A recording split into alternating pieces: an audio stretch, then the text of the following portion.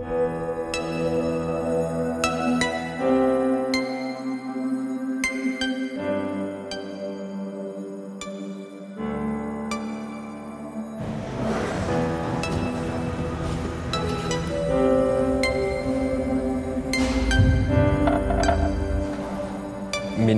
m'appelle Sandro Auer, j'ai fait un apprentissage d'assistant en maintenance d'automobile.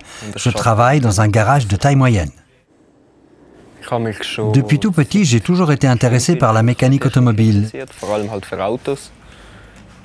J'aime bricoler et travailler sur des voitures.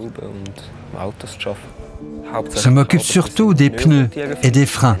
J'effectue aussi des services et je remplis des rapports d'intervention. Le chef d'atelier commence par me dire ce qu'il y a à faire. « Sandro, je te laisse t'occuper de la vidange d'huile du moteur. Il y a aussi le témoin d'usure de frein qui s'allume.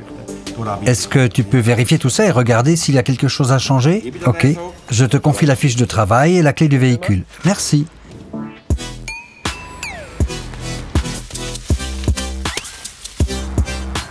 J'emmène ensuite la voiture à l'atelier.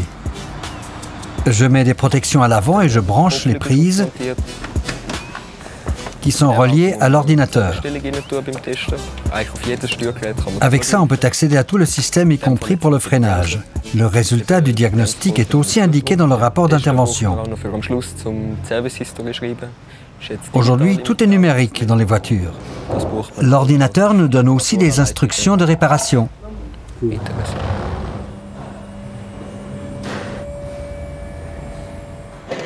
Ensuite, je peux commencer à démonter la roue. On utilise un lift pour faire monter et descendre le véhicule et pour enlever les roues. Avec ça, on ne se fait pas mal au dos. Nous portons un équipement de sécurité avec des chaussures renforcées, des protections auditives ainsi que des lunettes et des gants de protection.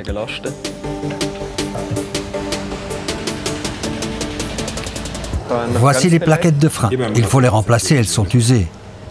Disque de frein, il est encore en bon état. Effectivement, il a l'air OK.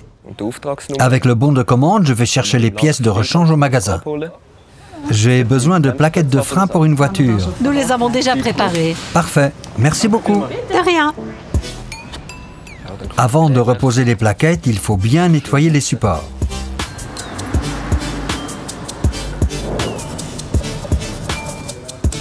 Une fois que la roue est en place, on serre les écrous.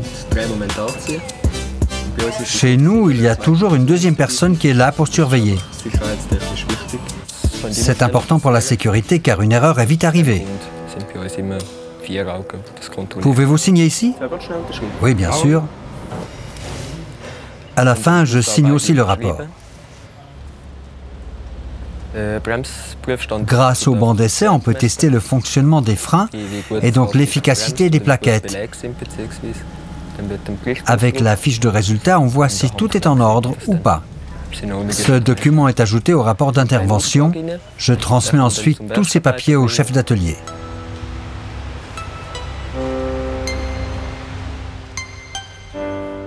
Pour la vidange, il faut d'abord retirer le couvercle de remplissage et desserrer le filtre à huile. Cela permet au liquide de s'écouler normalement, sans problème de pression. Une fois que c'est fait, on soulève le véhicule et on fait la vidange.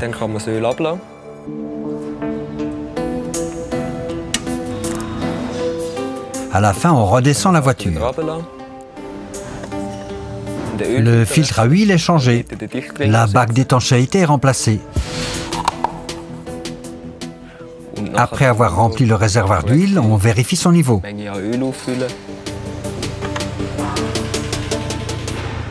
Il ne reste plus qu'à sortir la voiture pour laisser sur route. Le véhicule est prêt pour le contrôle final. Tip top. Je vous rends la clé. Tu peux passer à la suite. Ça marche. Pour exercer ce métier, il faut avoir un bon sens technique, aimer travailler avec ses mains, être précis et ponctuel et avoir l'esprit d'équipe. Cet été, j'aimerais faire un CFC de mécanicien en maintenance d'automobile. Après, on verra ce que l'avenir me réserve.